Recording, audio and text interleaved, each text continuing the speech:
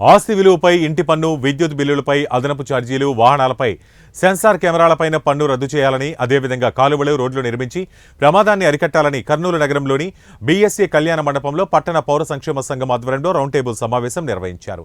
ఈ కార్యక్రమానికి ముఖ్య అతిథులుగా రవీంద్ర కాలేజ్ యాజమాన్యం, టీడీపీ లీగల్ సెల్ నాయకులు జగదీష్ గౌడ్ పాల్గొన్నారు.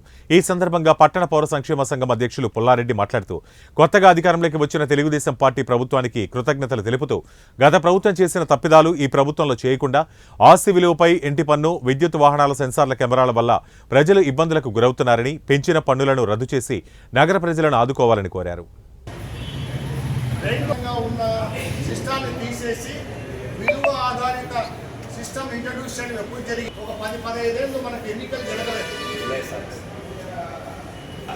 విద్యాసంస్థల అధినేత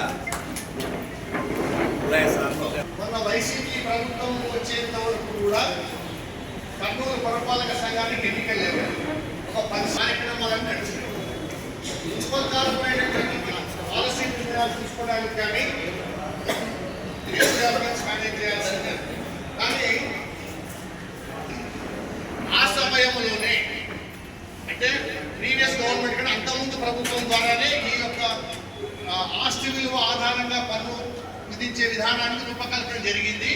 దానికి సంబంధించిన విషయాలన్నీ కూడా అంటే ఒక గతంలో ఏమైంది, ఒక నోటీస్ అబ్జెక్షన్స్ కాల్పాటు చేస్తూ పన్నులు పెంచబోతున్నాము, ప్రజలకు ఏదో అబ్జెక్షన్ తెలపడం చెప్పి ఒక అబ్జెక్షన్ ఈ కొత్త పాలసీని ఇంట్రడ్యూస్ చేశారు. వాళ్ళకి యాక్చువల్ చెప్పి చట్టబద్ధంగా వాళ్ళకు కొత్తగా అధికారంలోకి వచ్చినటువంటి తెలుగుదేశం ప్రభుత్వానికి మేము అభినందనలు తెలియజేస్తూ, గత ప్రభుత్వము అశాస్త్రీయంగా ఇండ్ల పన్నుల విధానాన్ని తీసుకొచ్చి పెట్టింది.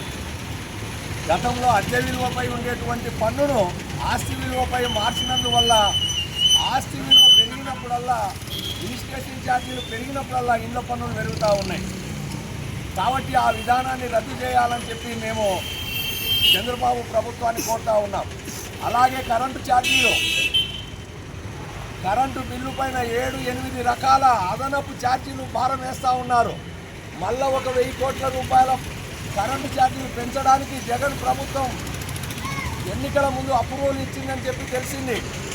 కాబట్టి ఇండ్ల పన్నులు, కరెంటు ఛార్జీలు భారం తగ్గించాలని చెప్పి ప్రభుత్వాన్ని మేము కోరుతూ ఉన్నాం. అలాగే కర్నూలులో జగన్ ప్రభుత్వము సెన్సార్ కెమెరాలు పెట్టారు, అవసరానికి మించి పెట్టారు. కొన్ని లక్షల వాహనాలపై ఫైన్లు ఉన్నాయి. కోట్ల రూపాయలు ఇప్పుడు ప్రజలు ఫైన్లు కట్టాల్సినటువంటి అవసరం ఉంది. కాబట్టి ప్రభుత్వాన్ని ఆ ఫైన్లన్నీ రద్దు చేయాలని చెప్పి మేము పట్టణ పౌర సంక్షేమ సంఘంగా కోరుతూ ఉన్నాం. అలాగే రోడ్ల విస్తరణ జరగలేదు 5 సంవత్సరాల నుంచి. 2 రోజులకోసారి యాక్సిడెంట్లు జరుగుతూ ఉన్నాయి. అనేక మంది కాళ్ళు చేతులు విరిగి హాస్పిటల్లో పాలవుతూ ఉన్నారు. మొన్న ఒక డాక్టర్ కూడా చనిపోయారు.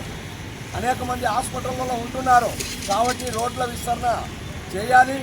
హైవే రోడ్లు కానీ కర్నూలు ప్రధాన రోడ్లలో ప్రమాదాలు జరగకుండా చర్యలు తీసుకోవాలి. రోడ్లు అభివృద్ధి చేయాలి. అన్ని వీధులలో రోడ్లు, కాలువలు కూడా నిర్మించాలని చెప్పి పట్టణ పౌర సంక్షేమ సంఘంగా రాష్ట్ర ప్రభుత్వాన్ని మేము కోరుతూ ఉన్నాం. ఈనాడు వాస్తవంగా మనందరం కూడా మా దృష్టిలో కొత్త ప్రభుత్వం కొలువుతోంది. కొత్త ప్రభుత్వం ముందు అనేకమైన సమస్యలు ఉన్నాయి. ముఖ్యంగా మున్సిపాలిటీల్లో ప్రత్యేకించి కర్నూలు నగరపాలక సంస్థలో ఉన్నటువంటి అనేకమైన సమస్యలను ప్రజలకు ఆరోగ్యరీత్యా మున్సిపాలిటీ వాళ్ళకి చర్యలు తీసుకోవాల్సింది. ఇప్పుడు మున్సిపాలిటీ గారు చెప్పినట్టు అనేకమైనటువంటిది ముఖ్యంగా ప్రాపర్టీ ట్యాక్స్ అనేది గతంలో 60 సంవత్సరాలకు ఒకసారి, 10 సంవత్సరాలకు ఒకసారి వచ్చేటువంటి ఇది ప్రతి సంవత్సరంలో ప్రాపర్టీ ట్యాక్స్ పెంచుకుంటున్నటువంటిది ఎక్కడ ఏ రాష్ట్రంలో కూడా లేదు. మరి దీనివల్ల అనేకమైన ఇబ్బందులకు గురవుతున్నారు. కాబట్టి తక్షణమే ఈ ప్రభుత్వము ప్రాపర్టీ ట్యాక్స్ విషయంలో శ్రద్ధ వహించి గతంలో నేనేం కొత్త కోరటం లేదు. గతంలో తెలుగుదేశం ప్రభుత్వం ఉన్నప్పుడు ఎటువంటి ప్రాపర్టీ ట్యాక్స్ ఉండిందో అదే ప్రాపర్టీ ట్యాక్స్ను పునరుద్ధరించాల్సిందిగా మేము కోరుకుంటున్నాం. అలాగే విద్యుత్ బిల్లు చూసినట్లయితే రకరకాల పేరుతోటి ఆ బిల్లు ఏ మొత్తం తెలియదు. మామూలు టారిఫ్ కట్టాము, మళ్ళీ కిందనేమో ఎలక్ట్రిసిటీ డ్యూటీ అని చెప్పేసి 1% డ్యూటీ అలా వస్తున్నాయన్నమాట. సో విద్యుత్ ట్యాక్సెస్ పైన కూడాను ప్రభుత్వం దృష్టి కేంద్రీకరించాల్సిన అవసరం ఉంది. మరి ముఖ్యంగా ఈ వర్షాకాలంలో ఎక్కడ చూసినా రోడ్డు వెంట కొద్ది వర్షం పడుతూనే అవన్నీ కూడా పెద్ద పెద్ద పాండ్ లాగా తయారైపోతున్నాయి. దాదాపు మోకాళ్ళు లోతులు పై లోతుల్లో నీరు కూర్చుకుంటుంది. అక్కడ వాహనాల ప్రధానికి కానివ్వండి, ప్రజల ప్రధానికి కానివ్వండి అనేక ఇబ్బందులు ఉన్నాయి. ముఖ్యంగా చూసినట్టయితే చెక్పోస్ట్ నుంచి క్లీన్ చేసుకొని అక్కడ సెంట్ జోసెఫ్ జూనియర్ కాలేజీ వరకు నందర్ రోడ్లో సంతోష్ కళ్యాణ మండపం ఉంది.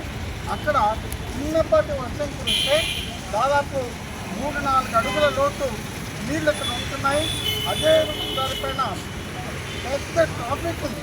అంటే అలాగే శ్రీశైలము గుంటూరు వాహనాలన్నీ పోతాయి, ఆ పల్లెకు వాహనాలు పోతాయి, ప్రజలకు వాహనాలు పోతాయి. పెద్ద ఇబ్బందితో కూడుకుని అనుకుంటారు. దయచేసి తక్షణం మేము ఏం కోరుతున్నామంటే ఇది వర్షాకాలం. సో మున్సిపాలిటీ వాళ్ళు జాగ్రత్తగా గమనించి ఎక్కడెక్కడైతే ప్రజలకు ఇబ్బందులు ఉన్నాయో వాటిని తెలుసుకొని వెంటనే నివారించకపోతే జరిగేటువంటి ప్రమాదాలకు మున్సిపాలిటీ కారణమవుతుంది తప్ప వేరే కాదన్నమాట. అలాగే లైబ్రరీ సిస్టమ్ వసూలు చేస్తున్నారు. లైబ్రరీ సిస్టమ్ దేనికోసం?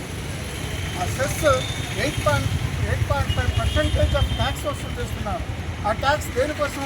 ఖచ్చితంగా ఆ ట్యాక్స్ తోటి మార్పులలో ఉన్నటువంటి ప్రదేశాల్లో లైబ్రరీలు ఏర్పాటు చేసి విద్యార్థులకు కానివ్వండి, వీళ్ళకి కానివ్వండి, పిల్లలకు కానివ్వండి అక్కడ చదువుకునేటువంటి అవకాశాలు కల్పిస్తాం.